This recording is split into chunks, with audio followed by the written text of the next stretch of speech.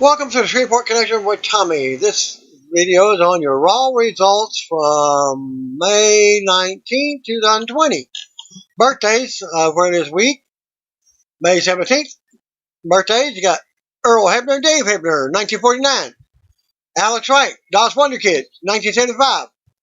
Dash Wilder, 1987. May 18th birthday, Jimmy Superfly Snuka, 1943. May 19th birthdays, Andre the Giant, 1946. Aleister Black, 1985. And Kip Sabian, 1992. Since I'm doing a video on that date. Kevin Fertig may have been transitioned from the WWE ring to real estate market, but doesn't mean the former superstar has totally put pro wrestling completely in the rear view. He uses the champ in his home for clients who close on a deal. And Fertig, who recently featured in an episode of HGTV's House in a Hurry, isn't above putting on Kevin Thorne and Mordecai ring attire a time or two for the promotion. I can make it work, Fertig said on the subject. If he got the call to lace up the boots one more time, I would probably be a little slow. I'm not gonna lie. It's a lot more harder to work out 24 hours a day and stay in shape when you're constantly under timelines and showing houses. You're constantly in the car, driving around, eating. If they called me today and gave me a month, I could do it all day long with that time. A week, it would be a little slow. Fertig speaks of a time in WWE positively. Now, more than a decade later, he's a firm believer in everything happens for a reason.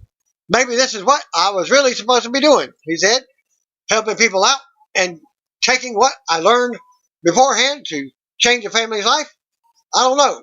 I think there would definitely be some cool thing with Mordecai or Kevin Thorne with Bray Wyatt. The Boneyard match with The Undertaker would have been cool. There's always the could have, would have, should have. I'm definitely grateful for that. And it's definitely opened up doors. Some of his fondest memories go beyond WWE and overseas in a series of matches with the late Chris Travis.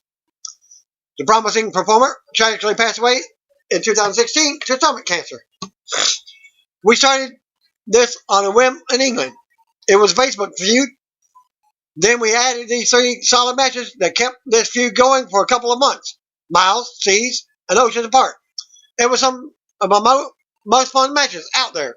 Aside from, of course, WrestleMania, I finally didn't have my hands tied. I could go out there and really do it the way I wanted to do it and have all the input. I think a lot of guys saw that. Dave Massive and a lot of guys saw that. It's always a talking point between us and that time. Then, in WWE stuff, Mania is always the match, but the one after Mania in Fort Wayne for ECW, where it was just the hardcore 20 minutes of mayhem, Extreme Rules match, New Breed versus the ECW Originals 2007. That definitely was some of the most fun times. Anytime you're underneath the lights, it's always a blessing, especially on the grand stage. Fertig can see the landscape has changed in the course of the last 10 years. He tried to watch the product and support friends when he can, although his realty work keeps him busy. Some of my favorites to watch now are Luke Gallows and Carl Anderson, he said. These guys have done it their ways the whole time. Same as AEW guys. They made themselves such as superpowers with social media. And I would love to be involved in that. Just from a business standpoint, I've been working really hard to get my social media to where it needs to be. These guys come out and have 700,000 people following them. It's insane. You have such a strong base and a network for yourself already. You're coming out powerful if you do get released. I'm definitely a fan of that, of Wyatt. I love seeing Edge come back. Randy Orton is always a favorite of mine. These girls are doing stuff that are just unheard of because their hands aren't tied and they can show up. The men, if they wanted to. The mythical characters are always going to be my favorite. Aleister Black, guys like that. Kevin Fertig can be found at the Kevin Fertig on Twitter and Instagram, as well as Facebook at Kevin Fertig Realty. Kevin's full interview with Wrestling Inc. aired as part of the recent episode of the weekly podcast. And I did not get the link. Do apologize. Rey Mysterio has reportedly not signed a new contract yet. According to the Dave Messer of latest issue of Wrestling Observer newsletter, also noted this month, JR stated on the Wrestling podcast that he believes Mysterio recently inked a new WWE deal. Furthermore, Dave Meltzer stated on Twitter in response to rumors on Rey leaving WWE that Rey isn't going anywhere, at least for the time being. Internet Date Observer now reports that Rey's contract is coming due, but at least 1 week ago he has not signed, put ink on that contract. Rey is not expected to leave WWE, but it's not locked that he won't. It was noted that one of the keys to Rey's status is the future of his son, Dominic. There is the idea to not do anything to upset WWE officials because it would negatively impact Dominic's career. Rey also has a very high contract with WWE because they didn't want him working for New Japan Pro Wrestling. Rey previously signed with WWE before there was an AEW, but after WWE signed their new TV deals, so they knew that they had all the money they would need to sign talents they wanted, and Rey ended up with a strong deal. Rey was reportedly able to negotiate an 18-month contract out, and the feeling behind that was that it would be perfect timing to be a free agent.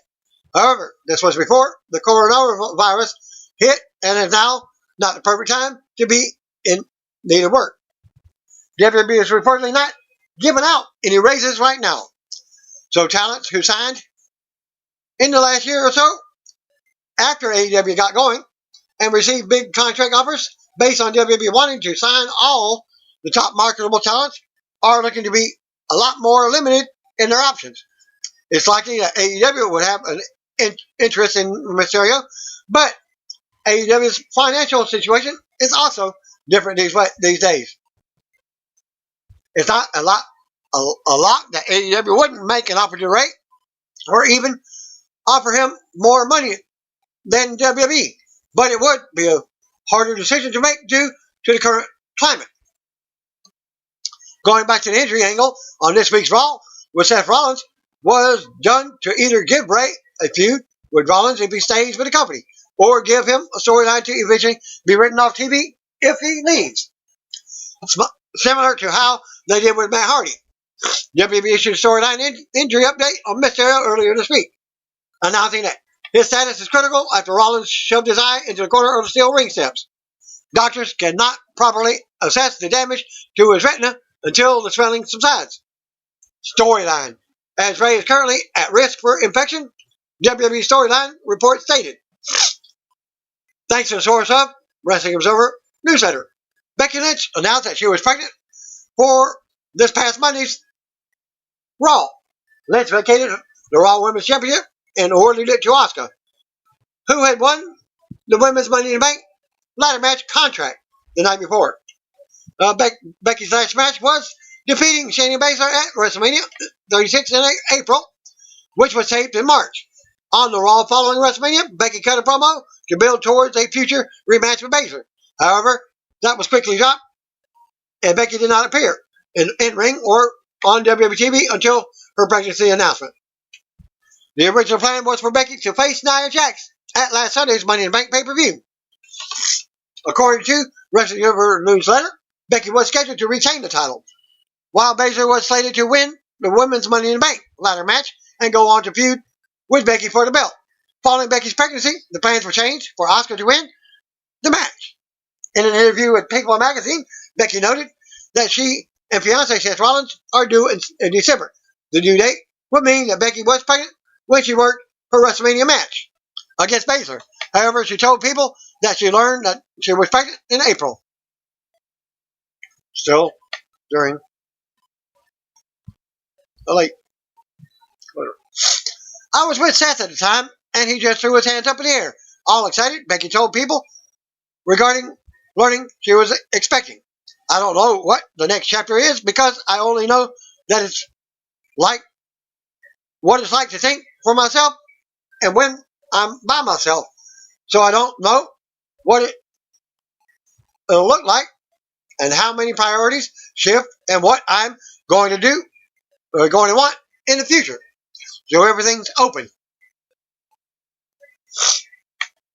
Also, last week, former WWE Champion The Rock is set to star in Ball and Chain with actress Emily Blunt. The Hollywood Reporter has now confirmed that Netflix picked up the film. No word yet on when the release date. The movie is based on a 4-part comic book published in 1999, written by Scott Lobdell. Rock and Blunt will play a bickering couple who receive their superpowers that only work if they can learn to put aside their differences and work together. Below, the following news is Ball and Chain description from the 4-part comic book that was released in 1999. Seems like the greatest American hero gimmick. Edgar and Mallory Bolson have decided to throw in the towel. That was the plan anyway, until a mysterious meteor bathed the battling couple in an extraterrestrial energies that gave them their superpowers. Will their newfound abilities be enough to make their marriage work?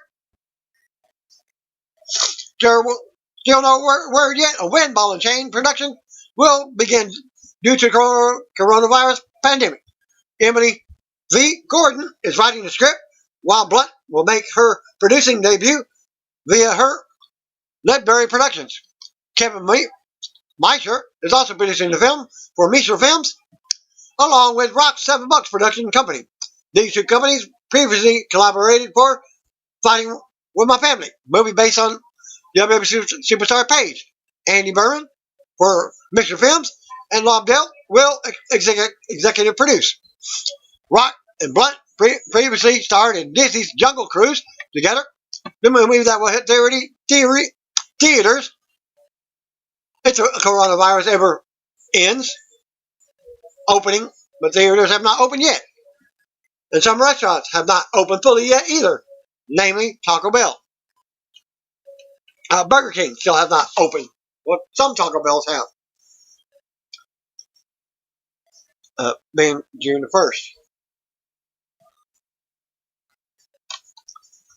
Rock tweeted on the new project and wrote, in #Ball and Chain, Emily Blunt and I play a married couple on the verge of a divorce who become blessed with superpowers that only work when we're together. Written by Oscar nominee at Emily V. Gordon, who's also a licensed couple therapist, eyes emoji at Netflix, earth emoji. Rock also provided comments in a press release issued on the film. One of our main initiatives at 7 Bucks is to continue to find the best platforms to tell stories that entertain and inspire a global scale. Rock said Netflix is a perfect partner to deliver this epic superhero romantic comedy experience alongside us. And we're excited to be back in business with the Netflix team. I'm also excited to not only reunite with dear friend Emily Blunt in front of the camera, but also to collaborate us as producing partners as we bring Emily V. Gordon's script to life. CM Punk and AJ Lee revealed as the Smackdown Hacker. Smackdown Hacker storyline has been the storyline that has always have new material to go over with all the last teasers and clips. The latest clip, Smackdown Hacker, was a woman's voice in the voicemail. Many thought this could be female hacker in the group as well. So that brings us to CM Punk and AJ Lee. AJ Lee and CM Punk have been one of the popular theories for the Smackdown Hacker. Fox was really pushing to mislead fans into believing that Hacker really was CM Punk. That's why they had the Smackdown Hacker use one of CM Punk's lines, and it's also why CM Punk appeared just as a Smackdown Hacker on WWE Backstage. So, with everyone's pick being CM Punk to be the hacker, it's only right that the female hacker is CM Punk's wife, AJ Lee. It'll be the WWE return for AJ Lee and Punk and will be WWE big news and wrestling news. What are your thoughts on the CM Punk AJ Lee Hacker theory? Leave your comments in my videos. Don't forget to subscribe and leave a like if you enjoyed my content. Jim Cornette throws a lot of insults and derogatory comments on his podcast lately. Many go under the radar, but some do not. Recently, a comment Cornette made about Dana Brooke got back to her, and she responded. Her entire face looks like it was remodeled after somebody set fire to it and put it out with an axe. As Cornette commented, what the F happened? Did she do that on purpose, or was she in a horrible accident? What the heck? Not in his words. Well, Dana Brooke, WWE, commented at the Jim Cornette. How about you hiding behind the keyboard and come say it to my face? Stealing Alex Riley's line. Cause I doubt you would when you see me in person, Mark. How about stop spreading hate and spread positivity? At Austin Aries of Dana. Don't feed Jim's. He's just a troll. He doesn't dare say crap to anyone's face unless a camera is rolling, so he can get publicity or a lawsuit out of it. He's not a mark. He is Carney, so who hasn't realized it's 2020? Dana's sports history of if you didn't know, after competing as a gymnast during her teen years, Brooke turned to bodybuilding and fitness competitions after an ankle injury in 2013. She was then signed to WWE and reported to NXT. Brooke has yet to win a championship in WWE, but in 2017 was awarded the Female Image Award in the Mr. Olympia bodybuilding competition. Mark Henry took part in an interview with TMZ Sports recently and addressed recent comments made by Lio Rush. Rush was released from WWE last month and has since taken shots at Henry for comments Henry made about him last year. Henry took issue with Lio Rush not being honest with him about having backstage heat while he was on the main roster in 2019. Henry talked about this on Busted Open Radio. Then recently, Rush took a few shots at Henry in regard to that. Rush responded to criticism from Mark Henry. In particular, Henry has taken issue with a tweet to Rush sent out a few days ago. It's Lio Rush, May 14, 2020. And this is why my African American talent on the biggest platform will continue to not have equal opportunity because people like you constantly tear your own people down. A dang shame, honestly. Henry noted to TMZ that he has helped bring in many wrestlers of color to the WWE Performance Center. If you go down to the Performance Center at NXT, probably 25, I think, people of color in the facility, probably about 80+% of them, I helped get them there. Mark Henry said to TMZ, I mean, it's completely opposite. And you can't question my blackness, like nobody can question my blackness. Pull my black card? No, not allowed. Nobody, Henry continued. Then he made reference to having Ivy League lawyers and considering legal action for slander. For him to go there was absolutely the worst thing he could have possibly done. It's one of those things, if you take legal action for slander, then I'm not sure yet. My lawyer went to Harvard. I don't know what kind of lawyers he's dealing with, but I got those Ivy League people around me, and they're pissed. Henry's comments can be heard in a player that was posted on Weekly Podcast. Lio Rush responded. Rush has since responded to Mark Henry's comments. It's Lio Rush. Couldn't I do the same thing for publicly defaming my name on national radio? At the Mark Henry. Come on, man. You're going out sad. You deserve to be remembered for the greatest heel turn ever. Not for threatening to sue a 25-year-old in the middle of a pandemic. It's Lio Rush again. The goddamn autocorrect. Silly me. Listen, Mark. You went on your worldwide podcast with your 1.3 million followers and called me a liar. Defaming my name. It's clear that you're chasing clout here. You told on yourself in that TMZ video. This is sad. Real sad. Big sad. Add that link. I did get one link. It's Lio Rush. Again, one more thing. If you don't mind, at Mark Henry, good for you for getting that 80% higher. There wasn't one of them, though. I wasn't one of them, though, so I owe you nothing. You weren't signing my checks, nor did I work for you. I don't even know you. Stop being weird. I was taught not to talk to strangers. After his 3 decades long illustrated career in the wrestling business, Attitude Era star Devon Dudley has finally decided to hang his boots up as he has announced his retirement from in-ring active competition. The former champion made the announcement on the latest episode of his Table Talk podcast. He first noted that he was a little frustrated on not being able to wrestle for one more year as he wanted. However, Dudley continued by saying that he is extremely happy being a producer now, and while he may do occasional appearances, he's done with wrestling.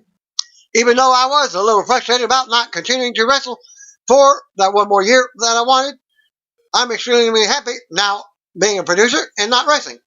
I have officially hung it up. I'm done. Except for different appearances that they may want me to do on the show. But no more wrestling. No more fighting for the titles. None of that anymore. I'm done. I do have a tag team t-shirt. 32-time tag team champion? I'm officially done, said Devon. I've had my 15 minutes of fame, and it was a good ride. It really was. The old timers used to tell me don't blink, because when you do, it's over. It goes that fast, and it did feel like it went really, really fast. The wrestling veteran started training in 1991, and when he made his debut in 1992. He first then made his name when he joined the original ECW in 1996, where he also met his partner Bubba Ray Dudley. Both the stars left the company in 1999 to join WWE. Their battles with the Hardy Boys and Edge and Christian during the time are now part of the history. Devon Dudley had a lengthy stint with TNA from 2005 to 2014. As well, he won multiple titles during his time in the company. He returned to WWE in 2015, and the former champion has been working as a producer for the company since 2016. Undertaker will be 70 years old the next time that his contract with WWE expires. According to Wrestling Observer Newsletter, the Undertaker signed a 15-year contract extension with the company last year. WWE Smackdown Mystery Hacker took to Twitter and posted a new teaser. As seen at this link, quick black and white video, the shadowy picture tweeted a clip of the Queen being moved in a game of chess. The video was captioned with actions have consequences. The mystery man also changed his GPS location on Twitter. New coordinates come out to the corner of Kingston Avenue and Crown Street in New York City. 40 degrees, 39 foot, 55.8. North, 73 degrees, 56 foot, 34.1 inches. West. The account also has a new Twitter bio that reads like this. 001, 2002, 7009D. It's 790. For what it's worth, 12/27/1990 is the birth date of Zelina Vega, and the address above is in Queens, New York City, where she is from. Some more mystery for the woman. A new Twitter teaser comes after the mystery man posted a new cryptic promo on May 10th. That the video, which you can see here, was replayed during Friday's SmackDown on Fox episode. For those who missed it, the video opened with a shadowy feature saying they want to know who he is. He said he is everywhere. He sees everywhere. He sees everyone. He hears everything. He is the truth, and no one is safe. He then pressed a button on his control panel, and we see various superstars appear on the screens. Still no word yet on who will be revealed as the person or people behind the cryptic message. Somebody check AJ Lee's birthday, see if that's the same date. Raw opens up from the USA Network with a look back at what happened last week with Becky Lynch and the new Raw Women's Champion Asuka. Cut to a normal Raw opening video, live from on tape from the closed set Performance Center in Orlando, Florida. Tom Phillips welcomes us to the show. He chimed in by Samoa Joe and Byron Saxton. We go right to the ring with Charlie Caruso. She mentions WWE Hall of Famer Edge and Randy Orton. Then brings out Orton and her guest. Music hits and out comes Orton. Orton talks about his challenge to Edge for Backlash for the straight up wrestling match. He asks why this challenge is so hard for people to understand. This is World Wrestling Entertainment, and that's what we do, wrestle. He goes on about how they tore each other up at WrestleMania 36, but Edge isn't the better wrestler. He knows it and plans to prove it, but doesn't need tables, ladders, or chairs to prove that. Orton goes on before facing the camera and then addressing Edge. Orton knows why Edge didn't accept his challenge last week. He saw it all over his face and in his eyes. Doubt. Orton goes on, but music interrupts and out comes Edge. Edge says Orton spoke a lot of truth last week. He knows Orton is playing chess and he can't rush into his next move. Mystery Hacker. Edge says that this is all a game. Are you ready to play it? Jordan. Just a paycheck. Edge gets heated and they yell at each other while facing off in the middle of the ring. Orton just wants to know if Edge will accept the challenge. Edge yells at him and says yes, he accepts. Edge drops the mic. Orton puts his down and nods at Edge. Orton makes his exit, staring at Edge while backing up the ramp. Edge music hits as Byron confirms the match. Tom goes over what just happened with Seth Rollins injuring Rey Mysterio last week. We see Seth backstage, staring off. Murphy approaches and pats him on the back. Rollins looks at Murphy and smiles. Rollins says he's had a revelation and wants to share it with the world. They walk off together back to commercial. Back for the break, out comes Seth Rollins with Murphy. Tom confirms Murphy versus Alex Black for later on. Rollins takes the mic and says, sometimes in life you have to lose who you are to truly find yourself. When he lost to WWE Champion Drew McIntyre at Money in the Bank, part of him felt like he lost everything.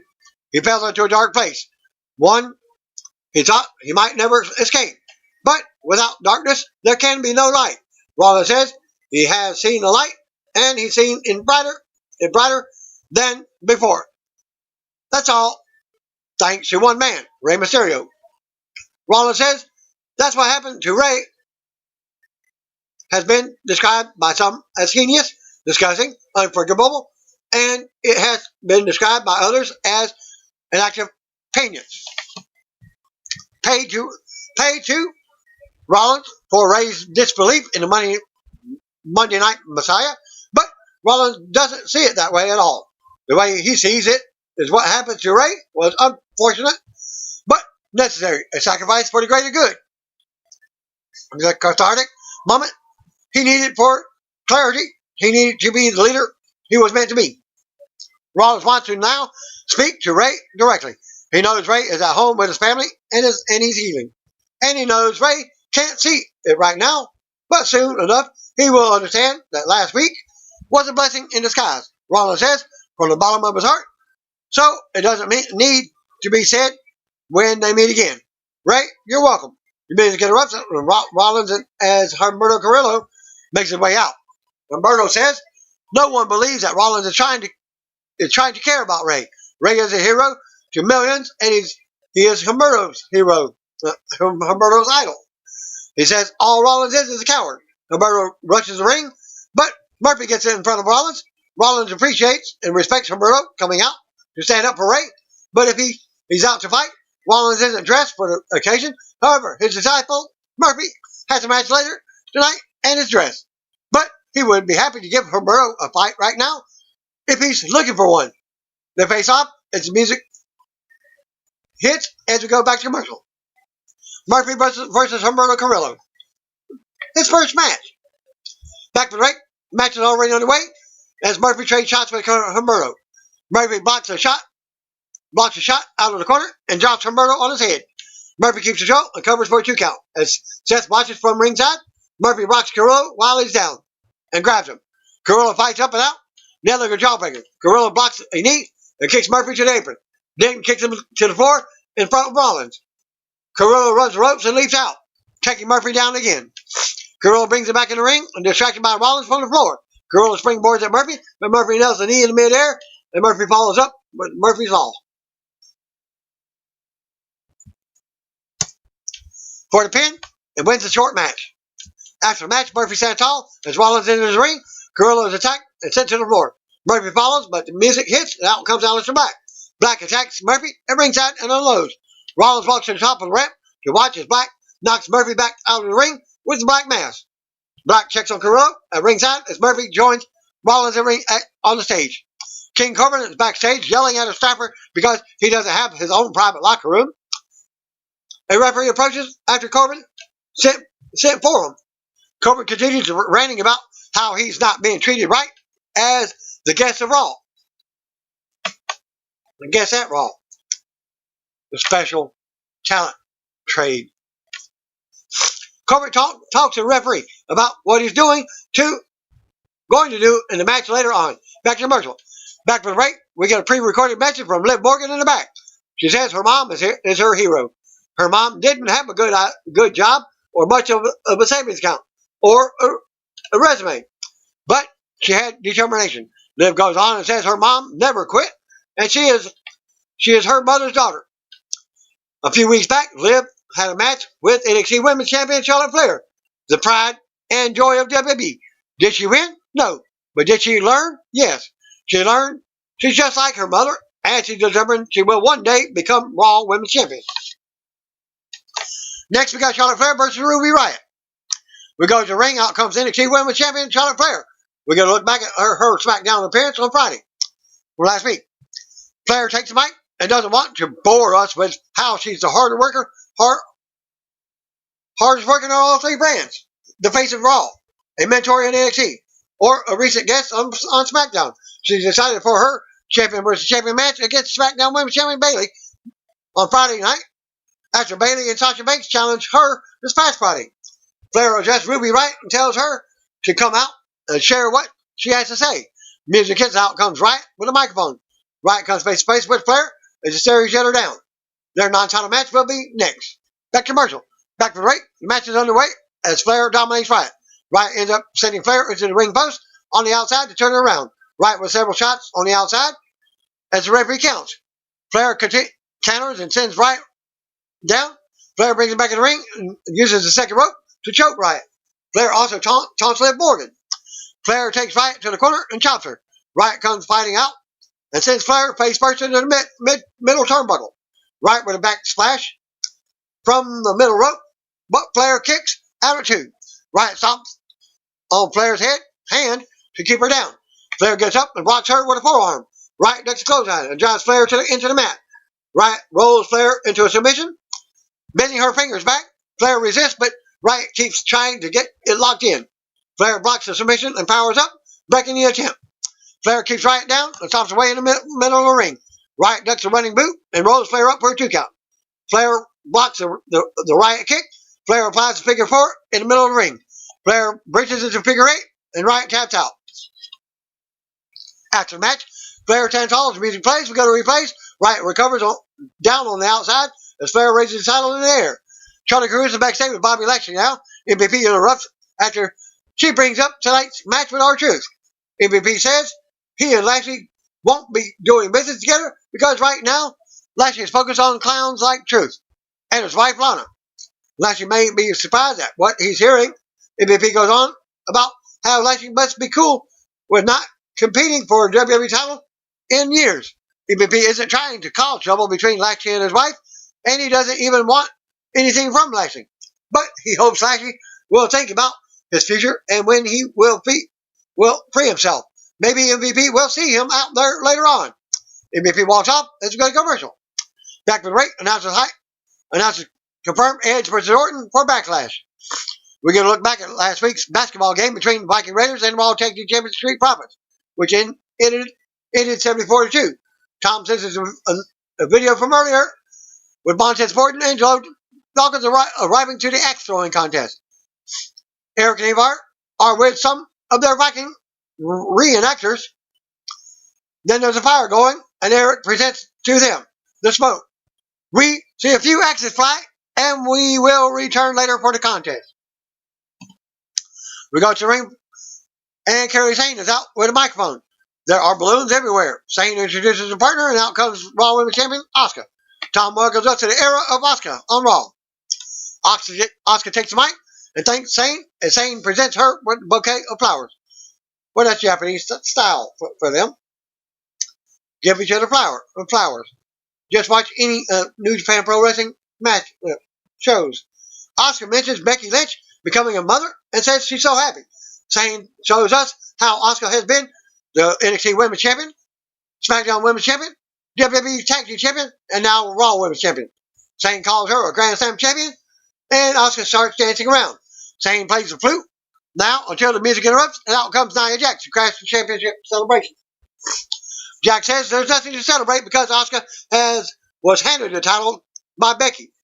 Jax says Asuka lucked her way into the greatest champ job ever because Becky is on maternity leave, and soon she will be replaced by someone more worthy, Jax.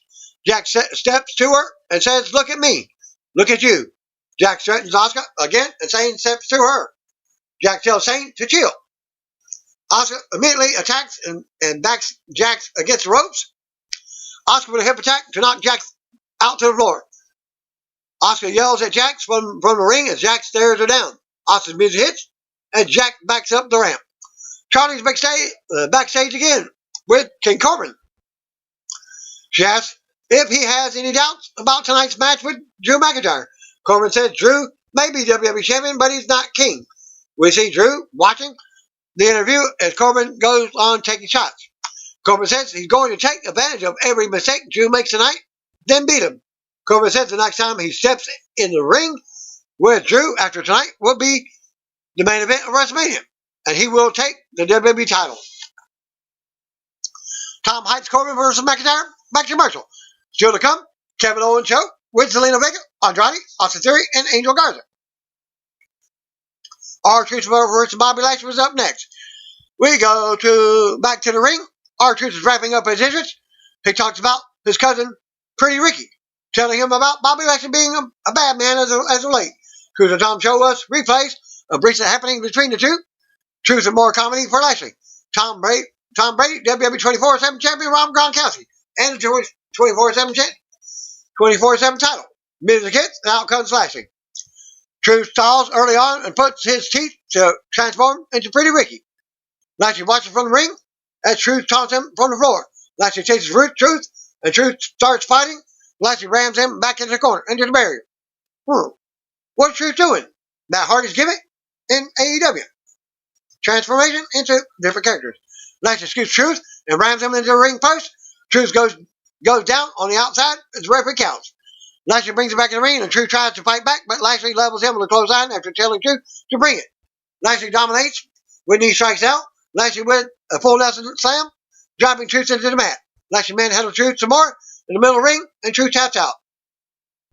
After the match, Lashley stands tall, has his arm raised as his music plays. MVP appears on the stage now, applauding Lashley. We got a replays. Camera comes backstage to Lana, throwing a ridiculous tantrum, screaming and throwing stuff around. Asuka and Kairi Sane are backstage celebrating still. We see Nia Jax staring them down as they do their separate ways. It looks like Jax is stalking Sane. Back to commercial. Women's tag team title match. Iconics versus Alexa Bliss and Nikki Cross. Back from the break. Out comes women's champion, tag team champions Alexa Bliss and Nikki Cross. As Mike Rome does ring introductions. Iconics are out next. Peyton Royce and Billie Kay. They show us how they returned last week. They're glad Bliss and Cross are here tonight so they can just drop their titles off.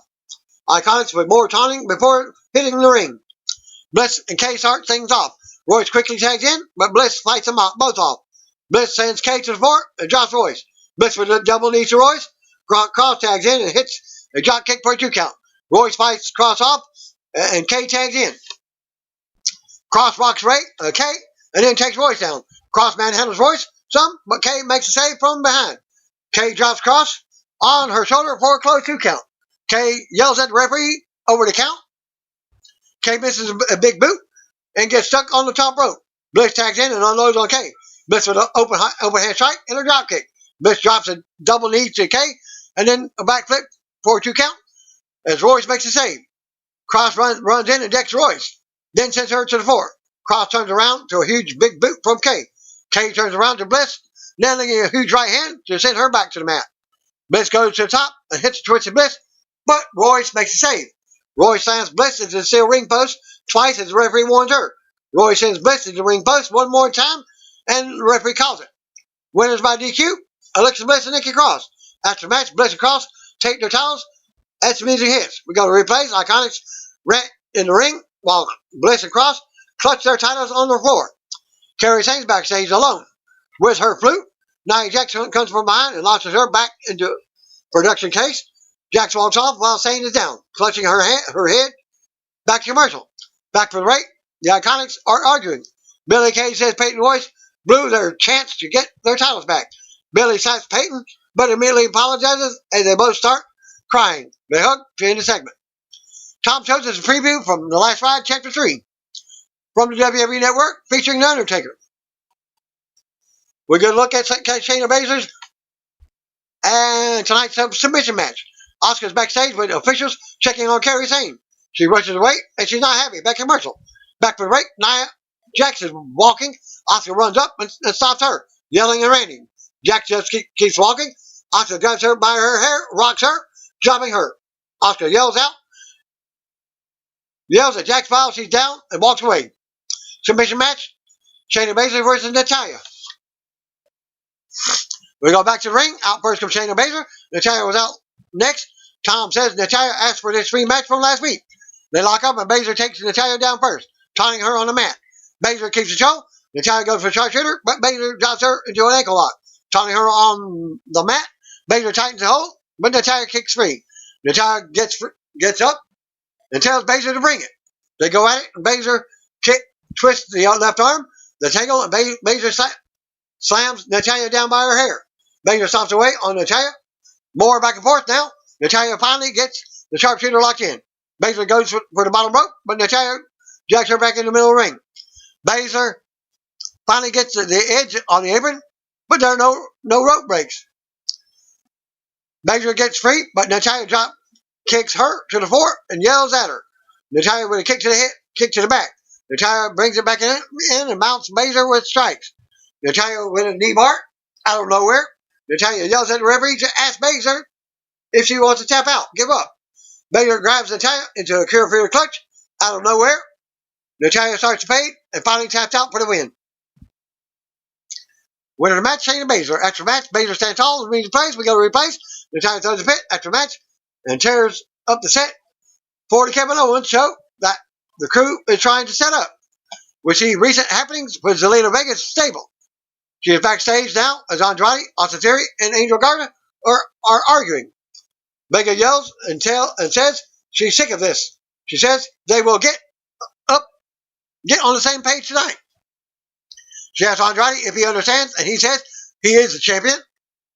She takes this as a yes. Garza understands. Theory says, yes, ma'am. Back to commercial. Back to break. Out comes Kevin Owens for the Kevin Owens show. Tom welcomes Owens back. Owens jokingly thanks Natalya for what she did to the set. Owens talks about being away following his WrestleMania 36 WDQ win over Seth Rollins and says he's back. He's better and he's ready to go. Owens brings out his guests, Zelina, Austin, Angel, and U.S. champion Andrade. Owens apologizes for it, the best in the ring. He goes to comment on why he wanted the group on the show, and Vega interrupts. She says Owens was hoping for a Jerry Springer moment with her group. Vega is sick of everyone looking for dysfunction in her group and thinking her empire is falling apart. She praises Andrade first, then Garza.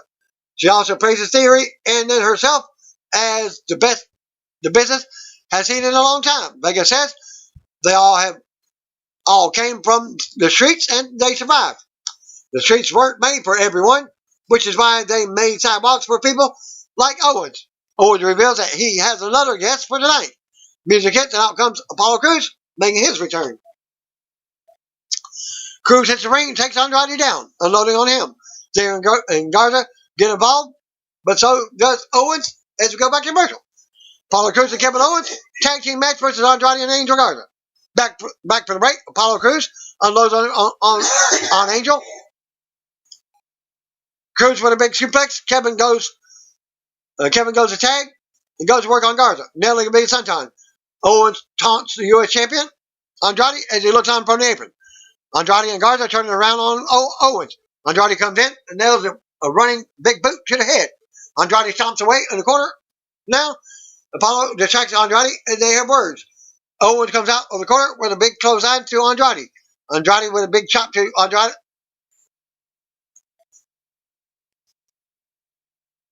With big chops now. Owens kicks Andrade, and in comes Cruz off the tag. Andrade quickly tags out. Cruz unloads on Garza, and still gets in a big shot from on Andrade. Cruz looks to put Garza away, but Zelina distracted from the apron. This leads to Austin Theory trying to interfere from ringside, but it backfires as Theory rocks Andrade with a forearm instead of Cruz. Cruz follows up with a big sit-down powerbomb to Garza for the pin to win. Winners, Apollo Crews and Kevin Owens. After the match, Apollo's music hits. They celebrate with got a replay.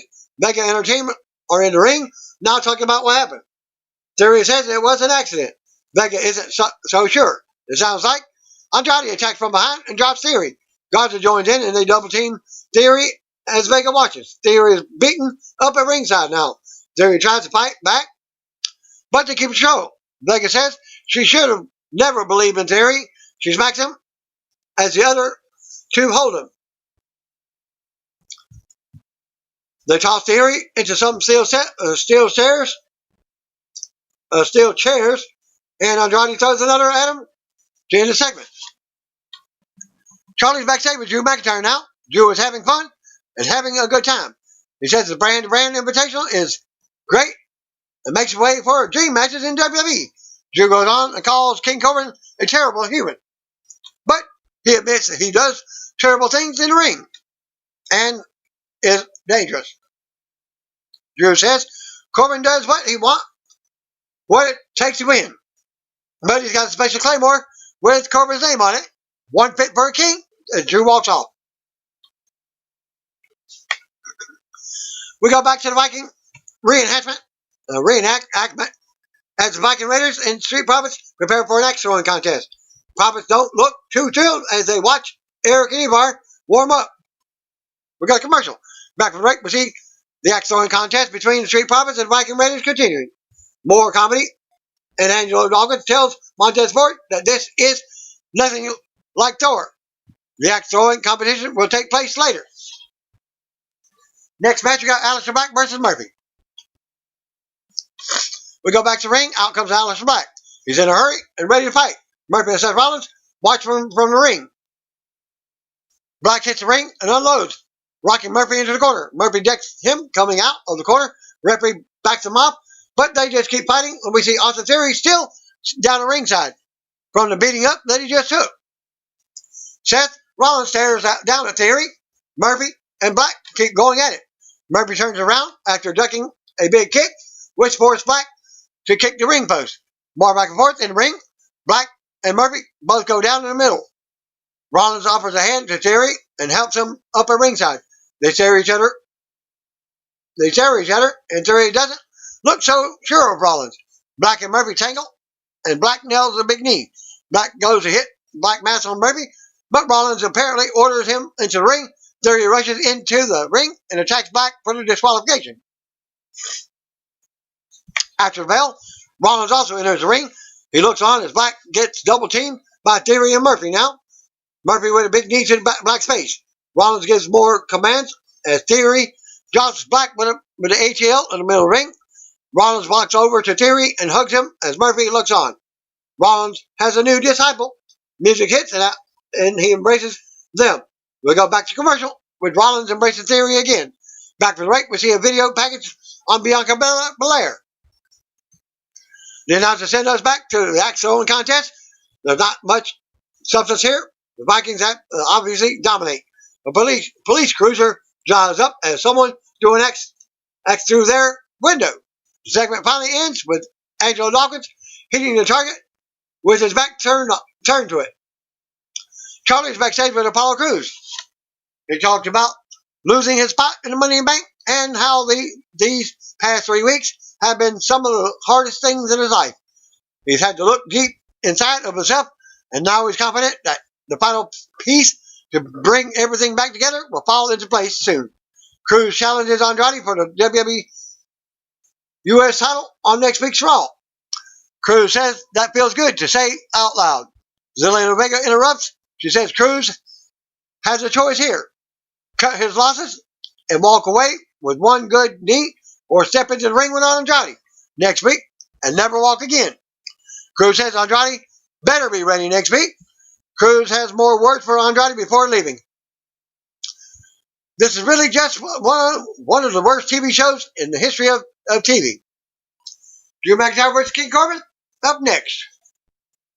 Go to the ring for tonight's non-title main event as champion McIntyre makes his way out. Back to commercial. Back to the ring.